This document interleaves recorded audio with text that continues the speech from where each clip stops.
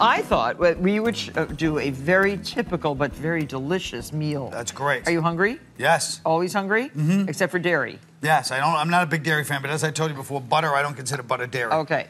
Okay. I hear what the so-called experts say. He doesn't know it comes from cows. He just doesn't No, I know it comes from, but it's just not dairy. It's like, you know, so like a whale is a mammal. Well, I'm going to put these in the pan. Looks like a fish. But... Here, I'm going to put these in the pan. These are bangers. Now, do you know what a banger is? Sure, I do. What? Don't set me up like that. Sausage.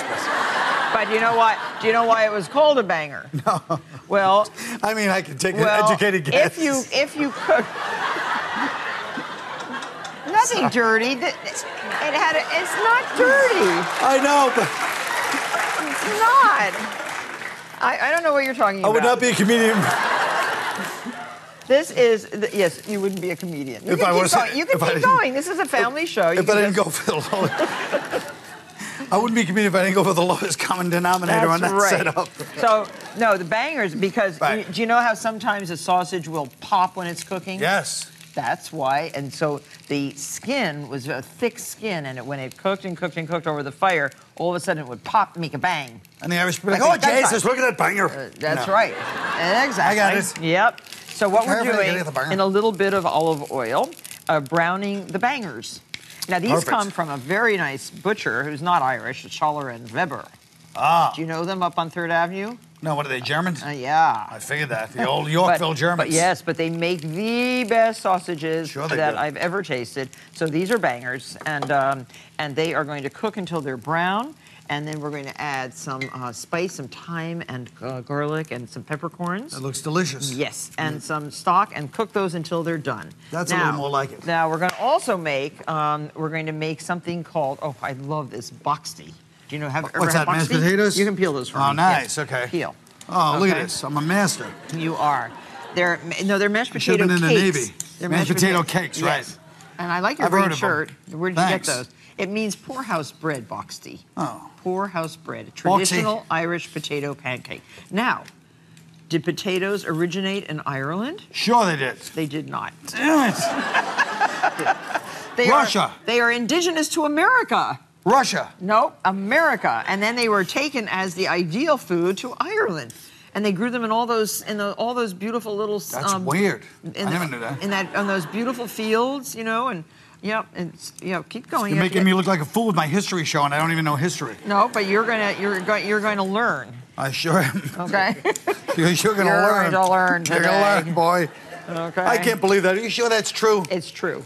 What, the staff Google that? I want to see that. No, tomatoes, potatoes, and squash. Really? And cranberries and blueberries. Well, that's like when they say from America. That's like when they say spaghetti's from China. I don't buy that either. Oh, it is. Marco Polo brought it back. No, he didn't. Yes, he did. It's easy to say now. Well, ask an Italian. They'll tell you. Yeah. Yeah. No, they won't. They'll be like, oh, we invented it. So look how these brown. Look how beautiful. I know, they're beautiful. Isn't that great? Yeah. Okay, so you want them a little brown. Sure. Okay, you're doing a good job with the potatoes. But not a great job. Is that what you're saying? Exactly. You're a little slow. You say I'm doing a better job than you expected, but not a good job. That's not a best job. You're doing very well. Okay, yeah, hurry. Why not? So then cut them up. No skin, because these are going to be mashed. Fine. Get all that skin off. Skin's the healthiest part, Mother used to say. Okay, and then we're going to steam the potatoes. Okay, look at that. See the potatoes? We're going to. I like to steam them instead of boil them in water because you don't lose little pieces like that. And put those in that pot. And now to the bangers. Look, I'm adding the herbs, thyme, garlic. Oh, everybody's going to make this tonight. Rush to Schaller and Weber if you're in New York, and get these bangers before they spill out. And then just cook that in the stock and let those cook. And they get plump. They do, right? Not too small. They look delicious. That's not according. All right, I got scared when you started looking at them. It's not according to the prototype. You started looking at them like, hey, what's this guy doing? Look, see, here's the ones here. Nice. Those are the uncooked. Good. These are the cooked. Look how nice they are. They're dry. Beautiful. When you do them in the steamer, they're dry. Yeah. And now I'm going to give you the big job of mashing. I'm good at that. Yes, I bet you are. Do you have an electric masher or no? No. You don't believe in that? Hand mash. I need some butter for the masher. Not yet. Start mashing. There, look at that. It's Don't ridiculous. they mash nicely like that? Yeah, they did. Mash very They're really good. And then we're going to add milk, 1/4 cup of milk. Oh, let's not spoil things. Yes. Things are going along so well. It's the dairy. Well, you're going to love the butter these. I love. But milk, you know, it helps. You know how I feel about milk. I don't want to get into another fight about dairy with you every time I'm on. Mash, mash, mash. I'm mashing. I don't want to splash milk on my green shirt. And I'm putting pepper and salt. I have to be careful. Oh, Okay. nice. Mash, Pepper and salt is mash, a nice touch. Mash, up and down. I got my own technique, too. You know, I've been doing this when I hit me. It's not just up and down. You got to get the little ridges in there. Okay, the little ridges, indeed. See? Look at this technique. Look how good. Well, we're going to finish making our Irish Boxty potato cakes. So, Colin, you have a lot of work to do in this segment, and you have to take your hands out of your pockets. First of all, I've already been, you know, I've impressed myself already. Well, those are your mashed potatoes. If you look at last year's performance... Yes, night and day. Today is night, and last year was day. You're right. I shouldn't try comedy. I'm sorry. I'm taking away badly. I thought I was supposed to do something now. You are. You're supposed to be doing all of that. All right. Okay, your mashed potatoes, 1½ cups. Save the others for, like, little potato pancakes the next day. This is a different kind. Okay. Okay, so you're going to add egg yolks. And 1 yolk and 1 whole egg. Got it. Here, you dump that in. I'll do it. Dump it in. And stir in with a fork. Add your scallions. I'm grating I will. I'm grating 1 russet potato. That's a lot of scallions. It is, but it's good. You don't like scallions? No, but it's just too many. Milk. That's not going in. No, put that in the dry ingredients now. All right. Now sift the dry ingredients. Your flour, your salt. Flick it in? No, with those things. Mix the dry in here. What? Baking. Oh, I see. No, I don't know what's going on. Here. Dry ingredients. Teaspoon baking powder. Got it. Oh, I see. Put them all in there. 1/2 teaspoon pepper. Got it. 2 teaspoons salt. Got it. Okay? Don't spill. A little butter? No. Don't spill. You spilled. I know, but what do you... Am I the first person ever spilled in a cooking show? People spill all day, Martha. It's only you. Stop it. Put that in here. Put what? That into there. All right. Oh, gosh. And now stir that We're up quite with a team. your fork. Hold on. I'm glad you at least followed my no milk rule. You really knew I was serious about that. But no, you have to put a little bit of milk in there. All right, but I'm not putting that whole cup in. Okay, put a little. It's only 1/4 cup. Put a little put bit. in this much. Okay, that's enough. That's enough. Thank you. And then I'm going to add these potatoes. I don't know why I hate milk so much. It's just one of those things. Okay. So, in long story short, do you have any of our show in there? Well, I did have a thing on the show, yes, about last year's incident when we did St. Patrick's Day show, and somebody was wearing black in the audience. Oh, how awful. And at the time, yeah, I know, it really drove you nuts. I remember, you're like, Colin, somebody's wearing black. I told everybody to wear green. Some rebel had to come dressed in... And at the time, I thought, oh, Martha's just being too serious about it. But then I realized I do get mad. I actually get mad when people don't wear green on St. Patrick's Day. You do? I feel like they're trying to be rebellious, and I don't like that. Look at that guy over there. Look at that Holy guy. crap, you're right. What the heck? Yeah, what is that, a statement? He got a notice that he was... What's that? He got a notice he was supposed to wear green. I know. And he didn't even put on anything green. Any green underpants, at least? Yeah. I bet not. I bet not. Right? I feel like it's a direct stay. I feel like people are doing it like aggressively. It is. It's aggressive behavior. Another one right there. Oh, yeah, look at him. Where the heck? Oh, green. Oh, yeah, green Tic Tacs. Yeah, right. That's really... Real good. Really good. So there, what do you think? Looks good, right? He pulled them out. Yeah, it does look good. Okay, that looks good. Okay, so now we put our Kerry... Oh, look at this. Kerry Gold butter. Oh, 4 butter. tablespoons I love it. into a skillet. And we're going to cook our Boxty. What does Boxty mean again? It means it's from the sausages banging, they call it. It means poor man's something. Yep. Potatoes. That's what it means. It's a poor man's potatoes. Yeah. And then the Kerry Gold butter. Oh, I love it. Everyone in the audience is getting a coupon for a Kerry Gold product. My cousin once kissed... Oh. See? They like butter. Look at all this beautiful butter. Yum. One time we were having a big meal, and my cousin Dylan Murphy... Oh, God. Not Dylan Jimmy Murphy. Liam. In the middle of the meal, he goes, I love butter, and picked up the butter and started kissing the butter in front of the whole family. Really? And it was funny. We were 12. You should have been there. It was pretty good. Crowd's like, oh, who cares? Guy kissed butter. When you're 12, that kind of rebellion's pretty hilarious. It is very. So then you just make your little cakes and cook them in the butter. And they're so good. So here's our bangers. Oh, my God. You want to chase? Make one of those. What do you mean? Why can't I have one of the ones that's already made? Well, you can, but just practice. Practice making one. Fine. There you Okay. go. See? Colin just told me, so he's going to be in East Hampton at your show. That's right. For 3 weeks in June. I am definitely going to come. It's perfect. I couldn't come and climb. I couldn't do it here for crying out loud. Here's, couldn't be closer you want for 2 or 1? 2, please. 2. How many cakes? 1 cake, please. 1 cake, please. What do you put on? The maple syrup? No. Swiss chard. Is that cheese? No, Swiss chard. Oh. Look. Oops. Swiss chard and mustard. You don't like mustard, I heard. Don't you remember last year? We don't like mustard. You don't We had like a big incident over the mustard. How about onions? How about some nice maple syrup? Onions? All right, some onions. Just a few onions on the side. That is your plate, Colin, and you are a big help. Back with the lovely and energetic Jennifer Garner, and we're going to make a delicious Sunday supper, shepherd's pie with rutabaga topping. Now, do you know what a rutabaga is? Yes, Martha. It's a pinkish... Something. No, I'm thinking of a rhubarb. I don't know what a rutabaga is. I didn't mean to stump you. I thought rutabagas. I'm so ready. Oh, I know. She is the greatest student, and she is prepared. She buys the cookbooks before she comes. She cooks from the... What did you just make from the new cookbook? I made the roasted chicken breast with potatoes, kind of the most homey. And then a sublet apartment here for a few months, and Ben was here, and I just wanted it to smell like our own food. Did he like it? Of course. Oh, of course. Come on. That's good. You got to play the wife every now and then. Oh, yes. But, no, rutabagas are, they think, a cross between a cabbage and a turnip.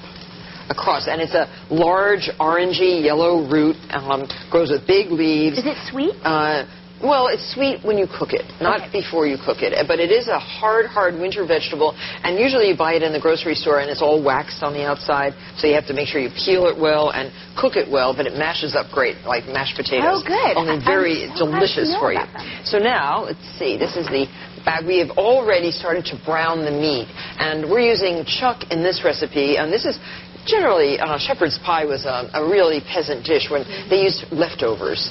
Whatever meat was left over from the roasted fire in probably Ireland or who knows where, they would toss it all into a dish, mix it up with vegetables, and then put whatever potatoes, leftover potatoes on the top, mashed, sliced, whatever. So that's really a shepherd's pie. So generally made with beef or lamb, sometimes minced, sometimes big pieces like this. Why chuck?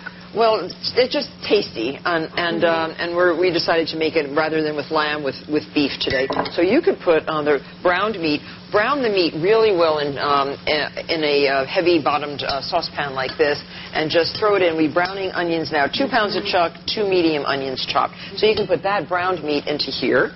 I'm going to make a bouquet garni. Again, people get a little bit confused about a bouquet garni. What is it? It's really just a little... How do you pronounce it? A little sachet of herbs. So there's thyme, there's rosemary, there can be parsley, there's celery, there's garlic, and some bay leaves. You can put peppercorns if you like. But this is just a little fragrant packet. I have a question. If you don't have the whole cheese cloth out, and if you're just making it, is it okay to just put it in? Well, yeah, but then you're going to have to pick out. You don't want people to get big bay leaves to chew on because they're not, they're not really edible. No, you can absolutely sprinkle these things in there. But when you're serving, this just makes it easier to extricate these things from the cooked dish. So this gets tied up. And we just want it to all stay in here. And you just put this right in. You can add the wine. There's 2 cups of dry red wine. And this should be on high now.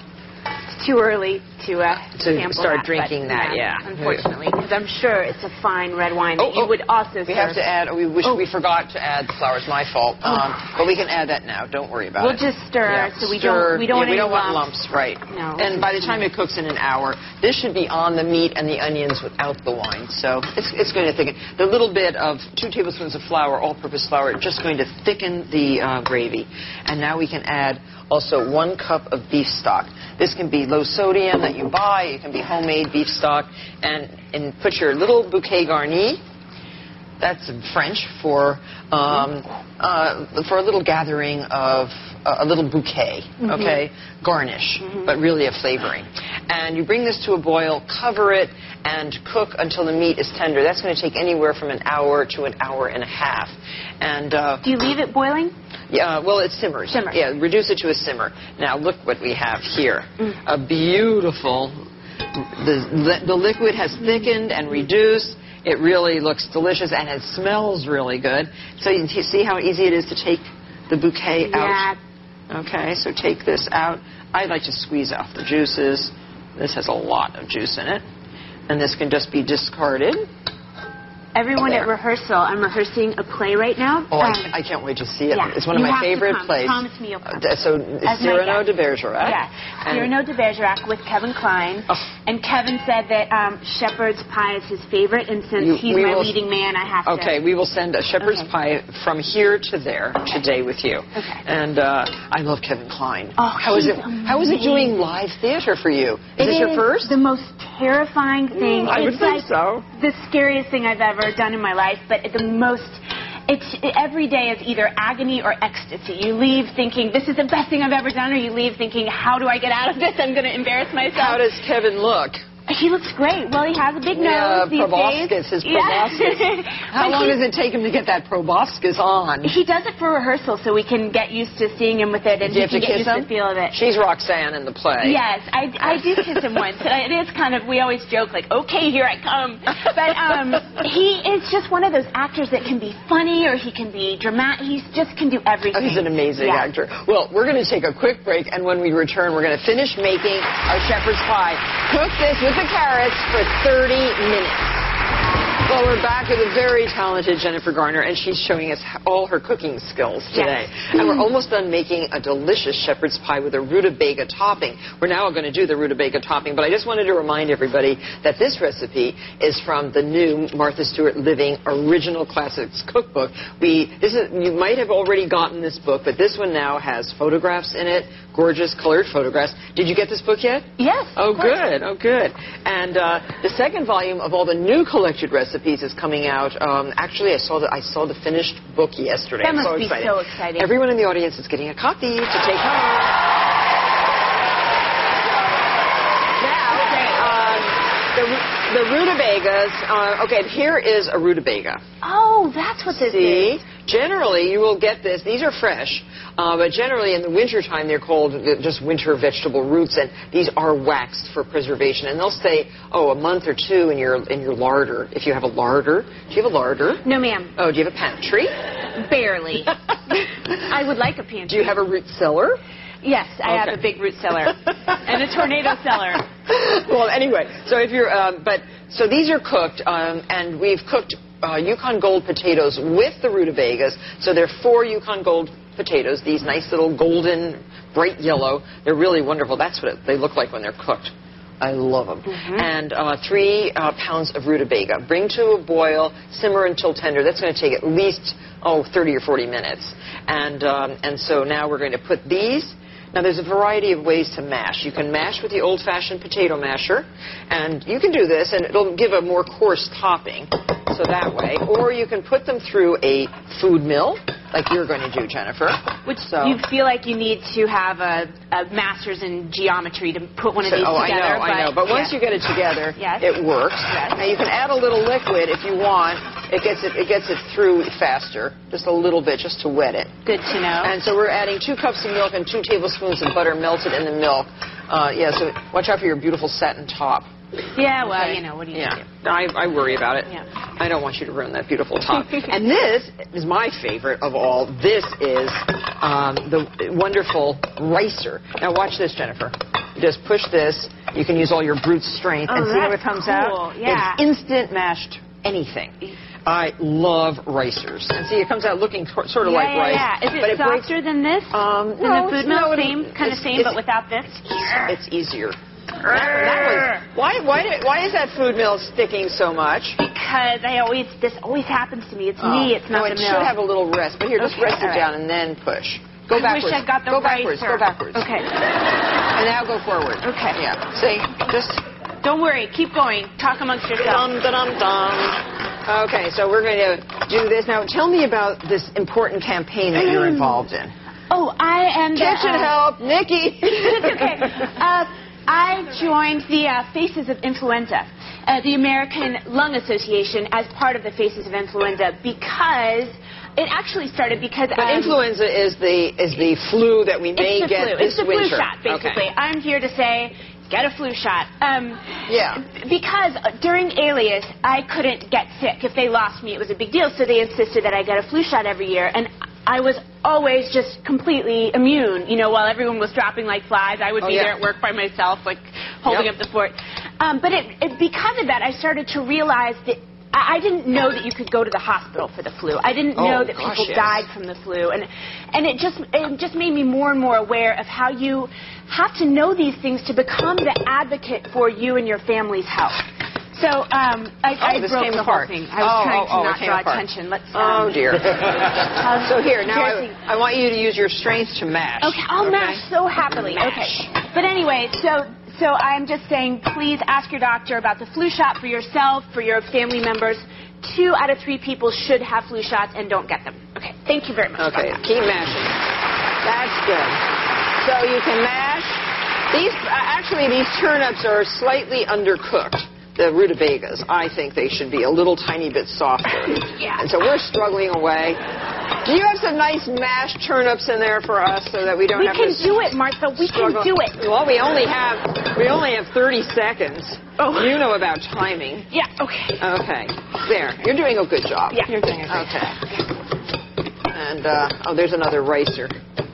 But when you're buying ricers, always look for ricers that have the holes on the side, too. Then it comes out in 3 different directions. Much better. And pour the milk in. You can add that to this. And even a little bit more butter to thicken it up. Always more butter. Yeah.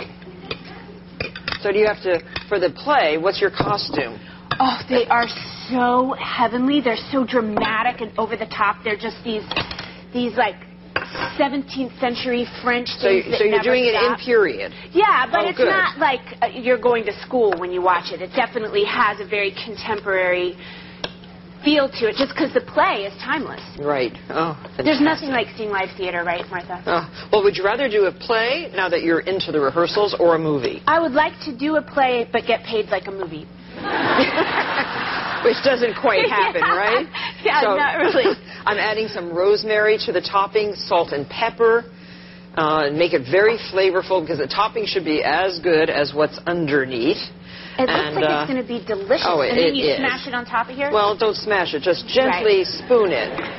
Just gently. You know, these action stars smashing.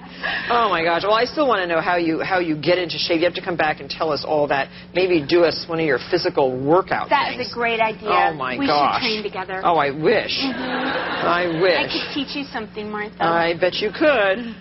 I don't know if I would last more than a half an hour with you.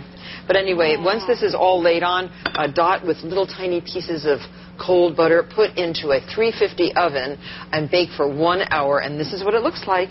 Would you like a little taste? Yes, ma'am. Okay, here, we'll get you a little bit. It is very delicious. Here, I'll get you one little piece of carrot. I had no idea. That is a shepherd's pie. Welcome, shepherd's pie. And you can take the rest to Kevin, because I really like him and I really admire his work, too. And good luck with the play. This recipe is similar but different from all other soda breads. And it has flour, 3½ cups, a 1/4 cup of sugar, baking powder, a teaspoon. Right. And, here it is. Here's the soda. That's it. 1 teaspoon of baking soda and 3/4 of a teaspoon of salt. So I'll stir that up. Now, what makes this different is... the sour cream and the butter. Okay, so, well, I always put butter in it, but I've never put sour cream in it. Sour cream, my mom used to say that the sour cream made it soft, and the other secret is the egg. And 1 egg. See, I've never put an egg in mine, so we'll just put this in here. This is very fun. Bill's letting me make it today because I have to, I have to make this for several of my Irish friends. If I don't bring home soda bread today, I will be in big trouble. Well, this usually doesn't last too long in our house. Okay, so we'll just stir this up. No, it should be eaten right away, right? Right, but it actually gets better a day or two later. But and we have to cut the butter in. Now, this is a 1 whole stick of Irish butter. Yeah, don't forget the Irish butter. So we're going to stir this in and cut it in with a pastry cutter. Do you all have pastry cutters at home? This little gadget that you can use for all pastry, but do you have this? No. What do you use? Fingers. Oh, you use your fingers. Like Mom, right? Yeah. Okay, but since I have to go and do something else, I'll do it with this. This process, I've been doing this for a while, and usually it's a towel and a whole bunch of other things to get all the dough off. I know. It's a wet dough. Yeah, it's a wet dough. So I'll do it in the neater fashion. But this works like a dream. See, it's just as good as fingers. That's better than fingers. It's really good, and because you can keep the butter cold. Yes. And I also use this for egg salad. It makes a delicious egg salad, nice chunky breaking up of the hard-boiled eggs. So now you cook it in a skillet, which is, again, it's unusual Well, my mom would always cook it in the skillet. And Did she have a coal stove or a wood-burning stove? She had we had a gas stove. And she had one stove downstairs in the lower part of the house, and that's where she did all her baking. Oh, so good, right? Yeah. Yeah. So, and then 1 cup of buttermilk. And I guess you can use full fat or skim buttermilk. It's hard to, as I said, it's hard to find buttermilk. Where do you find yours? Weeks before St. Patrick's Day, because they're always sold out. Right. Oh. That's a good hint.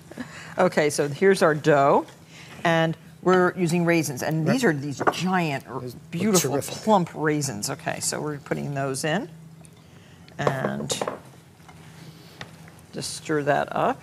Okay, so here it is. That's it. Yeah, and so this goes into our buttered and beautifully buttered skillet, iron skillet. This is so great. This is a nice dough. Yeah, it's... That's the neatest. Is that how yours looks? That's the neatest it's ever been. It is? See, I don't have anything on my fingers. You're unbelievable. Yeah, well, years and years of practice in front of the television cameras. Okay, so this goes in here. So mound it up, right? Right. Like an Irish soda bread. It'll fill out and then it'll start to come up. Now, do you score yours on the top? Yes, absolutely. Okay. So I will score it. Oh, I love this. So good. I love raw dough too. And that is. So we'll score that. Now the oven should be 375. Right, 375. For how long? An hour. Okay. Or until it comes out with cut that cross in the top. Very important for the dough to open up. I'll put a little flour on the knife. Okay. And then this side. Oh, yeah, it works better with the flour. And I'm using a serrated knife, which cuts through nicely. Perfect. Okay. Great. So you can put that in the oven. And okay. Make them work. And here is what the finished bread looks like. Oh boy, it's so good. Now, do you like wedges or slices? Slices. Okay, slices, okay. That looks great. That looks so good. Now, do you ever put caraway seeds in it? My wife enjoys caraway seeds, so we make 2. Okay, one without and one with. I think this is big enough for me. Here, you have the bigger one here. No, my goodness. Here, you lift that plate up, please. Yep. Now, that's for you. And this one's for me. Thank you. We have our green plates and our beautiful Kerrygold butter.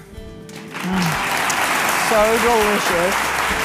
I love it. You're going to make for us a recipe from the book called... Well, we're going to do traditional Irish bacon and cabbage and parsley sauce with some lovely floury Irish potatoes. This is what we have on St. Patrick's Day at home in our house. Oh, so now show this, because this is the most beautiful piece of pork loin. Yes, well, we call this bacon, actually. Right, okay, so now how much, 8 now, cups of so just water? cover this with cold water, completely cover it, because sometimes if it's, I don't think this is too salty, but if it was a little too salty, you could cover it with cold water, bring it slowly to the boil, and that would draw out the extra salt and things from it. That's perfect. And then you could throw off that water and then cover it with hot water and bring it back to the boil and cook it for about 20 minutes.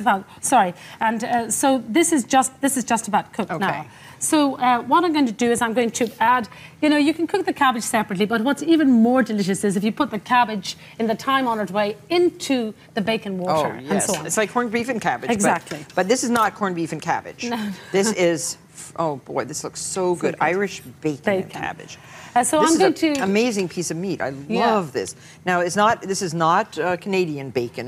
No, I think they use the same cut of meat, though. Yes, it's this part of the line of the on that nice little black piggy that you just saw. Yeah, exactly. So I've got some Savoy cabbage here. So I'm just going to cut this down into quarters, and then usually we cut out the core like that and cut across the grain, so you don't have great big bits of core.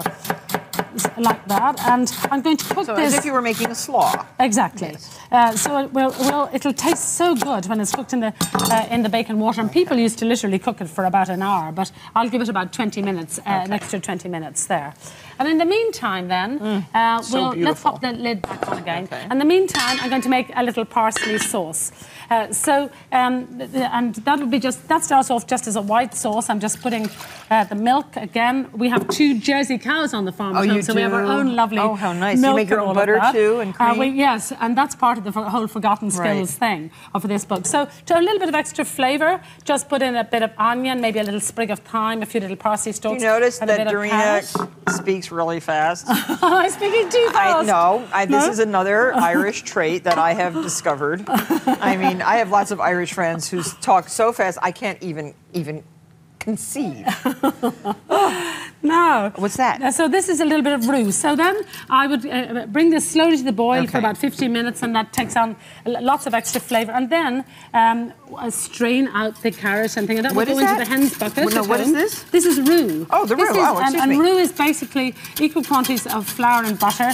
And cooked to a golden colour. And you can make that ahead of time. It keeps for like a week, right? Exactly. And you can thicken anything you want to with it. I see. But the liquid must be boiling, and just whisk a little bit of roux into it, and that's fine. Turn that up and now, and in here then we actually have the parsley sauce already. Oh, so the milk strained into this. Yes. And it turns into that. Okay. Nice bit of salt and pepper, and then add some chopped parsley in there, and that's our favourite sauce. Okay. Now, so we'll just take out a bit of loin of bacon here. I'll pop that on, and I'm going to strain out the cabbage. No, it's okay, I'm fine. Okay. So strain out the cabbage like that. Oh. Now, and pop that. I'm going to put it in here. It smells so good. I love cooked cabbage. And then a little salt and pepper on that, and then a nice big dollop of Irish butter. Definitely. Into every day a little Irish butter. Here we have Kerrygold butter, which is so good. Okay. So let's get some of this onto the plate. Now there. Oh, that looks so good. So and what do you have, a mash? Yes, we're going to have some lovely floury Irish potatoes. See, nice blob of cabbage and butter. This is really can I add the rest of the butter? Oh, you should. Totally can. I love butter and cabbage. You can get Irish butter over here all the time. Oh, yeah. And it makes a big deal. For Irish food, you must have Irish butter. I mean, we've got such great food in Ireland now. And I know they think we live on corned beef and cabbage, but I have to call Kevin Sharkey over. Kevin is a lover of all things Irish. He's Irish. 100%. And no, hang on, Martha. You've got to have your parsley sauce. There we go. This is one of the... Wow. Oh, how about that? Doesn't that look amazing? Since we're celebrating St. Patrick's Day today, I thought it would be very nice to make a special Irish cheese fondue, made, of course, with Irish cheese. And this is a Cashel cheese. It's kind of like a Stilton. It's hearty as smoked meat, but it's always milky without any intense metallic punch.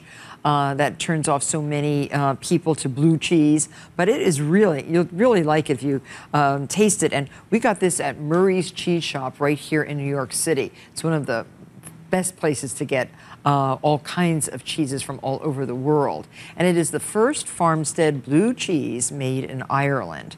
And fondue, actually in French, means melt.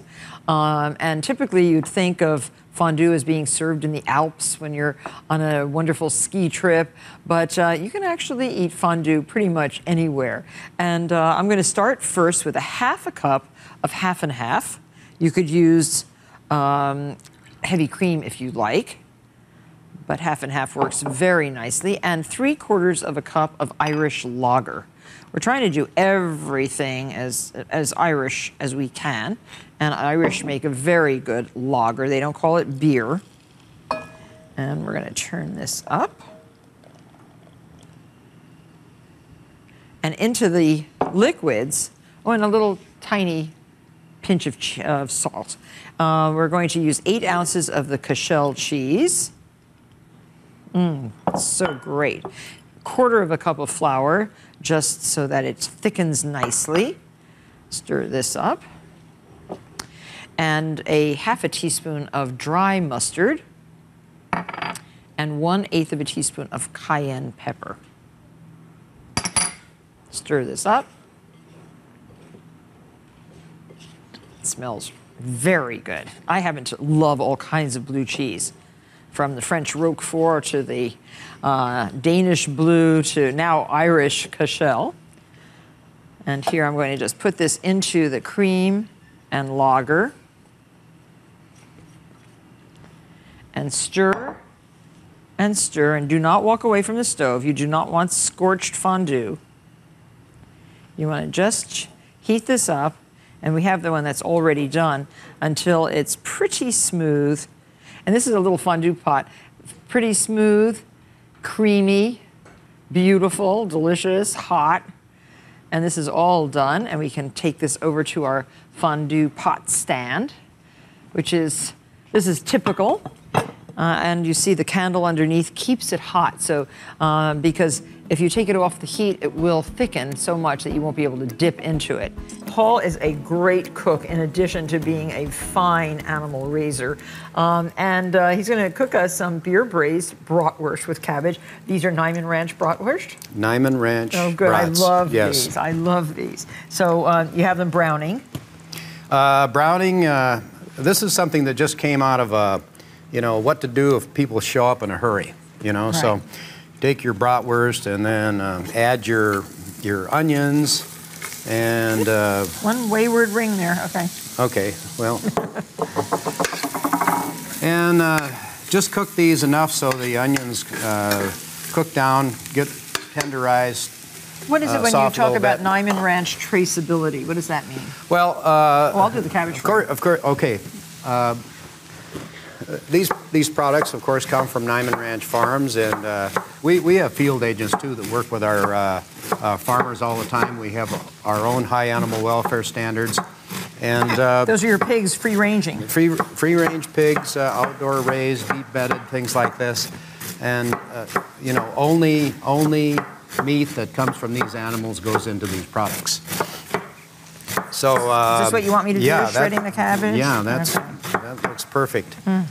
I love cabbage. So this is our, these are some of the pigs on my farm What kind here. are they? Those are happy pigs. These are crossbred pigs, but they are outdoors in the pasture. We shot some of these pictures probably. They're big. How many pounds do those guys weigh? Well, these are still relatively small. They're probably about 100 pounds here.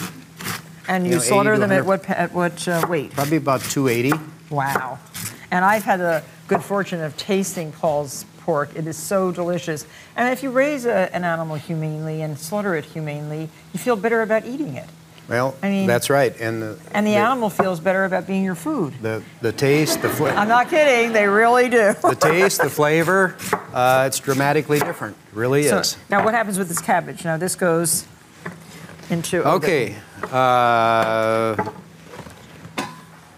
Okay, here's the onions browned off. Cabbage goes in there, yes. I love this. So could you use sauerkraut, or would you like the fresh cabbage? I like to use it fresh, or you could use Swiss chard or whatever, any kind of greens that you have. And tomatoes too? Yeah. Okay. And we'd use fresh tomatoes in season, or And a whole beer, or part of a beer? Yeah, beer, the whole thing. Oh darn! I was hoping that you would say I could have a little swig. Yes, you can. Yes, you can. I just want one little taste. This is the fun part of cooking with beer.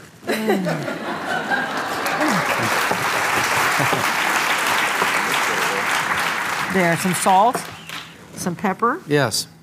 Fabulous. So, now, are you always cooking on the ranch? Yeah. And tell everybody where the ranch is. This is a beautiful place. It's really a farm, I guess, but we're in north central Iowa. Our Niman Ranch world headquarters is on the farm. I grew up on this farm. And look at that. And then here's the end product. Now, did Mom teach you how to make this? You know what? We just kind of made this up one day when we needed something quick. And you make the cornbread too, out of corn raised on the pastures on which the pigs grazed the year before, right? That's right. So they're fertilizing the fields. Right. And the corn, did it grow really beautifully? Corn grows great. We have really a high quality there's corn. the cornfield right there. The cornfield's kind of in the background. With a fence around it, I hope. Well, there's electric fence. Oh, okay. But the pigs were there last year, so the corn on our farm and the hog pasture are part of a rotation. We raise corn, soybeans, oats, hay, and then pigs again. And so I ground this on Monday, this cornmeal. Oh, you did? And brought it in today, and it's here, cooked. cut me a piece. So this looks so good. This is a great Saturday lunch. It's a great cold night supper, isn't it? It's pretty good anytime. And if you're a farmhand on an appropriate farm, this is the kind of food you're going. I guess you'd have to have 2 sausages, right? If you're a farmhand. Well, yeah. You're going to be pretty hungry. Do you want a big piece or a small piece? Whatever. That looks good. I want to taste that freshly ground cornmeal. So what kind of corn is that? It's just yellow, actually yellow field corn. It is but really it's, tasty. Delicious. Paul, thank you very much, and thank you for raising animals humanely and talking about it. It's great. Well, thanks for having myself and my daughter. We'll be right back. Today I'm going to share my recipe for braised red cabbage and caramelized apples. It's a very delicious recipe, and the process really is the same process that you would use pretty much for any of the vegetables I just mentioned. Now, the first thing we do for the cabbage braise is to melt some butter, 6 tablespoons, in a large, deep skillet.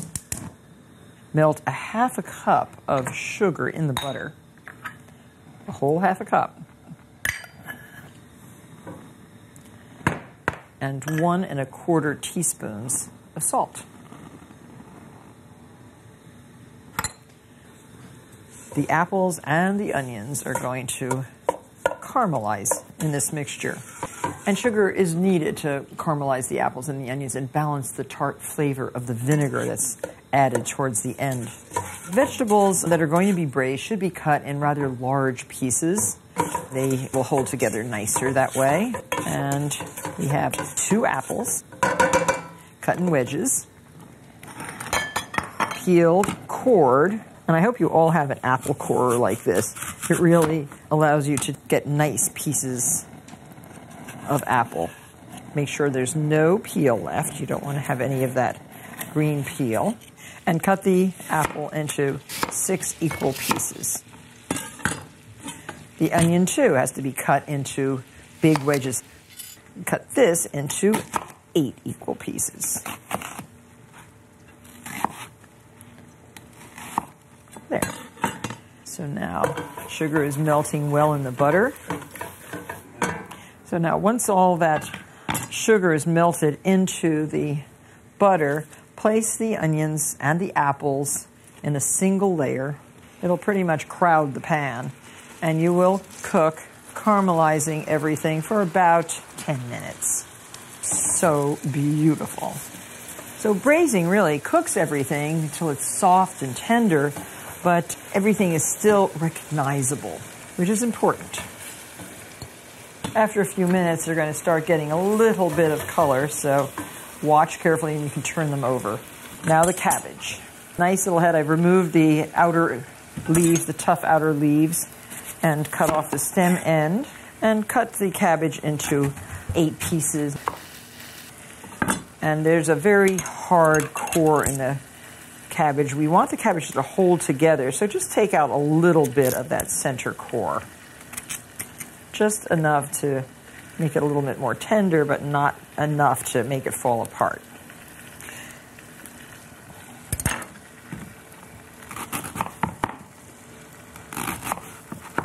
So you can see the apples have taken on a little brown color, as have the onions. Now, time to add the cabbage. Just lay the cabbage right on top. These nice wedges of red cabbage leaves. And we add water and also vinegar. Adding an acid like vinegar helps to develop the complex flavors in the dish. And the acid also in the vinegar helps to keep the cabbage a bright purple color. So 3/4 of a cup of water. and the same amount of cider vinegar. I like cider vinegar. It goes very, very nicely with cabbage, with apples, with onions. Bring that to a boil, cover, and then simmer until the cabbage is tender. That takes about 25 to 30 minutes. It looks really great. You can just pour it out onto a platter. The apples have totally disintegrated, which is great. It sort of makes like an applesauce base. The onions are still visible. This is a great dish to serve with roast loin of pork, with roast turkey or chicken. I am putting together another side dish that I really like, and it's a horseradish cream with a little bit of just fresh herbs, chives, mixed with some julienne red cabbage, some chiffonaded Brussels sprouts. This is a nice fresh salad. Oh, I got it. Yes. From Brussels sprouts? Really? I love it. Well, people are always asking about time management and how to use the one oven that they have to best advantage. So this does not even need an oven. I think this is the beginning to a good Thanksgiving, is to get things out of the oven with your side dishes and to have something creamy that you can make the night before that can percolate in your fridge and I think only improve in flavor and is great on your leftover sandwiches. So this is Brussels sprouts and red cabbage and wonderful celery and a Russian dressing type. It is. It's sour cream with a little bit of paprika, Worcestershire, and lemon, just to go over that. And so you leave can that overnight? Oh, yeah. Oh, fantastic. This will be even better. And you can put it out at room temperature so there's no oven traffic. Every single Polish family has a favorite recipe, a favorite version of this national dish. And Mom's going to show us how she prepares the cabbage. Oh, that's a pretty dirty cabbage, isn't it? We'll have to wash it. Yeah, let me wash that. Let me just get this big core. We start by taking some of the core out. So the leaves get, you can separate the leaves better. You can use either the hard green cabbage like this, or you can use a Savoy cabbage, which is really pretty. There we go. Okay. And then I usually made the slits at the top of the leaves here around the core so that the leaves would separate. Okay. You sound like you have a cold. Yeah, a little bit of a one. Oh, you're not supposed to get colds this winter. Not before Christmas, but... No, don't get sick before Christmas.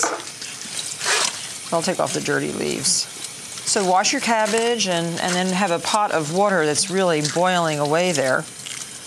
And you're going to really steam it, isn't that true? Yes, you cook it until you can tenderize the leaves somewhat so that you can roll the filling in them. Okay, so here. Yeah, that's good. And these are good. These big leaves are beautiful for lining the pot because you always want to have a cabbage leaf between the rolled cabbage and the pot itself. Okay, that's good. And I'll just put these in here to steam, too. Steam. So why don't we start the filling, too, Mom, while that's cooking. I'll watch the cabbage for you if you'd like to tell how you make your filling. All right. Well, for this particular batch, I'm using half a pound of pork, ground pork, and half a pound of ground beef. And to that, we add like 2 cups of rice that's somewhat undercooked. We're stirring to combine. And what's in the pan here? Onion. We're going to put the onion, sautéed onion with a little garlic. Okay. We'll put and butter? I think we used a little butter, maybe some oil too. See, the cabbage turns a beautiful color really fast. Now, I always added a little finely chopped. Oh, and you don't saute that? No. The celery? Oh. Because it gets cooked in the... and a little bit of sautéed pepper, green pepper. You can use an electric mixer for mixing this too. Okay. Oh, for mixing that? Mm-hmm. Now this is kosher salt. About how much, a teaspoon? A little bit more, maybe. And some black pepper.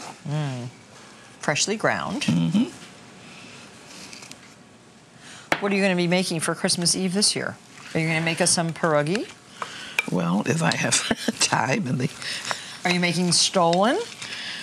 Do you want me to make you a stone? Or babka or poppy seed cake? I could make a stone. I usually do it stolen for It used to Christmas. just automatically come, but now it has to be begged for, unfortunately. Now, what about some of what is this? Parsley. Oh, great. Now, this is dried parsley. All of it, I think, don't you? Yeah. Yes. So, like, what, a couple tablespoons? Oh, it won't hurt at all. It smells delicious. So here, the cabbage, the outer leaves are just about ready to come off. Now, one reason that cabbage is so nice is that it's really kind of good for you. It's rich in vitamin A and C, and it also contains anti-carcinogens. Isn't that pretty? You taught me how to do this. Peel off the leaves, right? That's right. Until they stop peeling off, and then you put it back in the water again. Some of these are gigantic. Oh, big. Oof. Very hot. I think this is done. Mixed sufficiently. So I'm going to put this back in.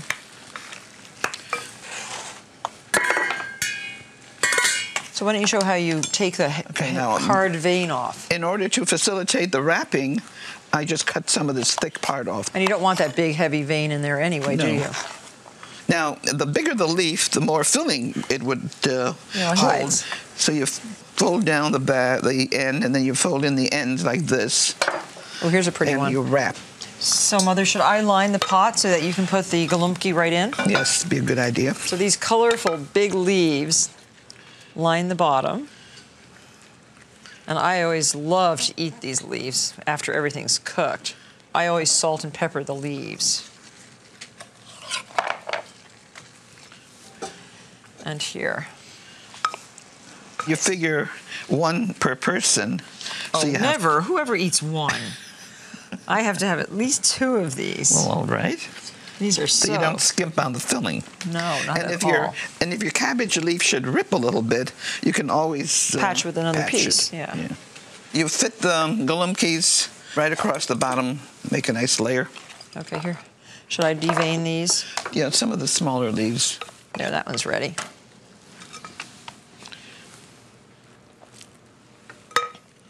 So it's going to make about a dozen plump, kind of large size galumki. If you make them real tiny, then they're like appetizers. Oh yeah, I love them small too. And then we have these little ones that we've already made. So Mom, I'm going to put these in here too, okay? Sure. And you've always made it in kind of an enameled pot, haven't you? Well, sometimes I use those big aluminum pots that I have. Belong to Grandma. They must be at least 60 years old. Mother, you are... I make jelly in them. 85 years old. Grandma was 90-something when she died. So how old are the pots? Oh, the pots? About 100. They're more like 100 years old. Should I sprinkle the apples in? Yeah, right over the top. Now this is a nice Granny Smith or some nice tart green apple. I love apple and cabbage. Now what is this? That's the cabbage water, but wait, we're going to mix it with the tomato sauce. Okay, now is this your homemade tomatoes? Okay. This is just pureed? Yeah. Anything else in there? Just tomato. Now that'll all sink down. Yeah. So should I sprinkle a little bit more salt? Just a little bit. And then you can cover this with cabbage leaves, yes, too. You could. Because the cabbage is good later on, you know, it gets cooked through. And well, the cabbage has been cooking. It looks really beautiful. Look, Mother, another successful Now we can do something with the gravy. We can always add a little sour cream to it. So here's a little sour cream. Just put a little bit of the tomato in there. Okay. That's the enrichment, right? Gives it a nice little flavor.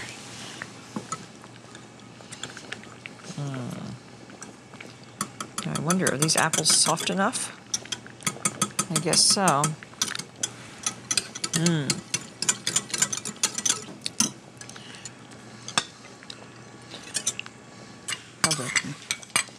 Okay, I'll get that scraped down for you. Yum.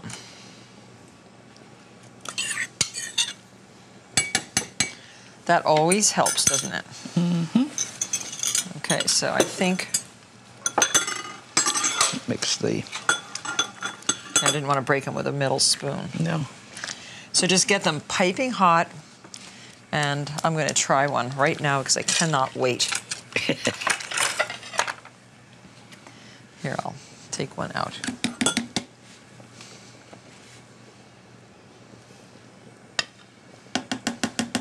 And a little bit of that luscious sauce.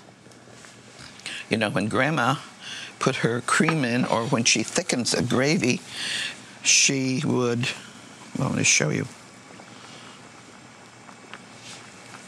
She would shake it, do this. Oh, yes. Okay. It's meat, it's potatoes, and vegetables all in one easy baked dish. Sandy Vasquez, who's our technical support manager for the television studio, is very eager to learn how to make a shepherd's pie. I don't believe that you don't know how to cook at all. I only have a couple of really simple recipes in my repertoire, and my poor husband's getting really bored of it. Sandy's husband is also a technical support genius. His job doesn't finish until midnight. No, he gets home probably about 1 o'clock. But do you eat with him then? I'm in bed, so he's kind of got to fend for himself. When do you see him? On the weekends. Does he eat when he comes home? He does. Oh, okay. He does. Well, then this is something that you should make, and in fact, you're going to take this home tonight and surprise him. Oh, he's going to be really happy. Okay. So let's start from the beginning. Want to do the potatoes first? Sure. Okay, let's do the potatoes. Can you tell me what to do? Because I really have no clue. Mashed potatoes. We've cooked 3½ pounds of russet potatoes. This is a good potato for mashed potatoes. Peel them, cut them into equal-sized pieces, and boil them in salted water until they're fork tender.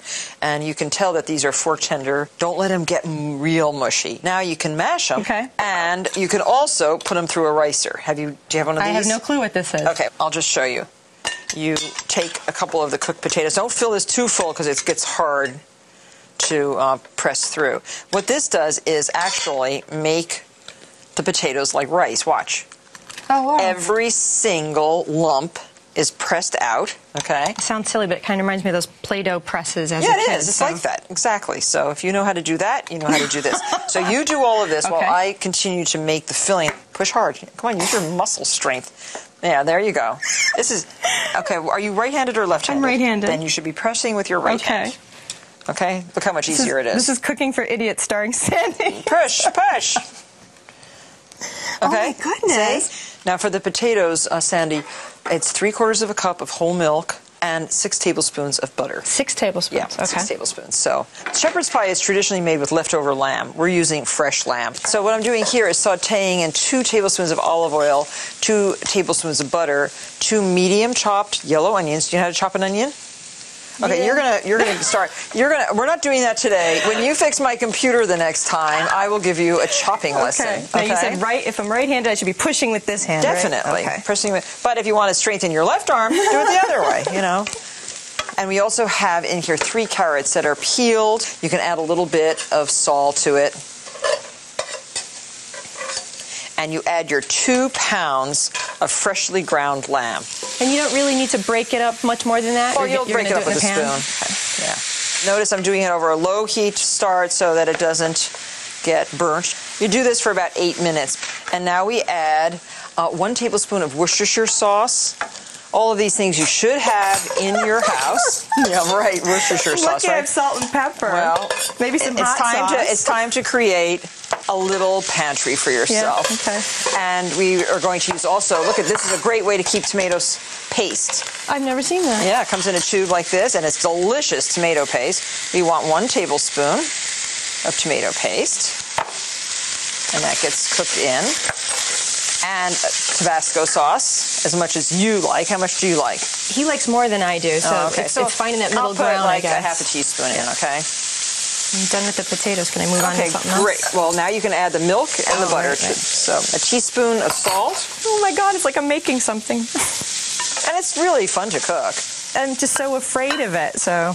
Well, I'm afraid I'm going to do something wrong. Well, if you do something wrong, you throw it away and you do it over again. And we're going to add also now 2 cups of homemade stock, which you're not going to have for a while, okay? So buy low sodium. You can buy it in the can. I do know this. And I want some pepper, too. I'm going to add some freshly ground pepper. I like this texture a lot. And remember, we're using this as a topping, so it is important to have the right amount of flavor. Traditionally, there's nothing green in the shepherd's pie. So we can add the green peas. I wouldn't put too many other things in there, but just peas. We're just stirring in the peas. That looks so nice. Yeah, doesn't that look pretty? I didn't expect that. Yeah. All right, I haven't tasted my potatoes because I'm afraid. You're afraid? Yeah. Why? I'm afraid they're too much or too little. They're bland. They need more. More salt? Oh, wait. Yes, lots more salt. A lot more. Okay. So we have our dish. Now, this is heavy, so you have to get used to lifting heavy pans. I think you better start going to the gym. The pan is just a wonderful 3-quart casserole. Do you have one of these at home?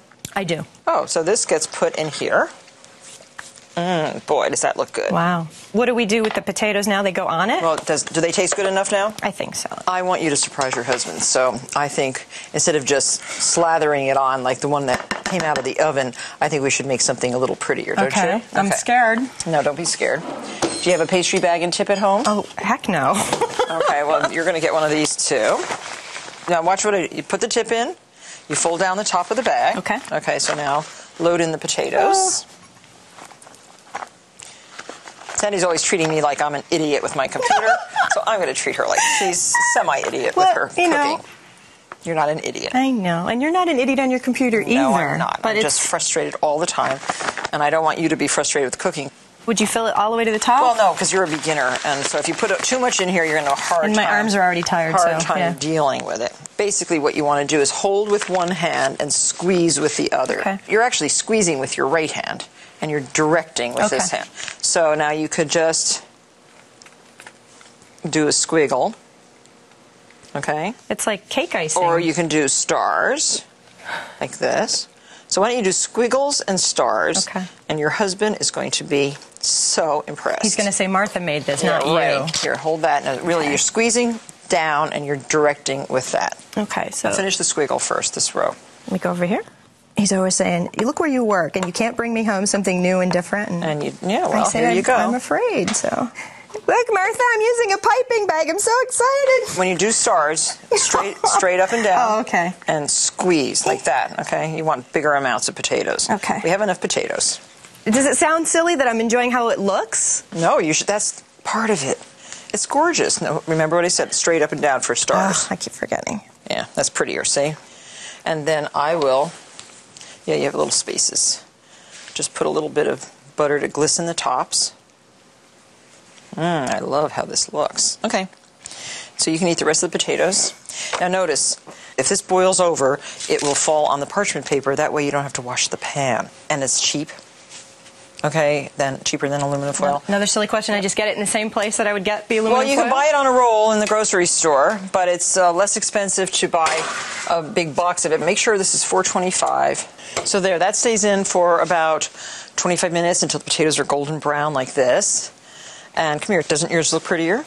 Yeah. So you want to taste? I do want to taste. Now this is a lot. See, now you could have friends over tonight and then still leave your husband a beautiful dish of it. Now, refrigerating, freezing, and then reheating, is there anything special I need to pay attention to? Well, you could cover this with some plastic wrap and put it in the refrigerator but wait till it cools. Okay. And put it in the refrigerator. You can reheat it tomorrow. If you want to save it for longer, wrap it, then wrap it again, and then put it in the freezer. It looks so good. You said I'm afraid about 44 times. I'm afraid. That's all I can tell you of the whole process. This is really tasty. What do you think? I think this is going to be a big hit with William.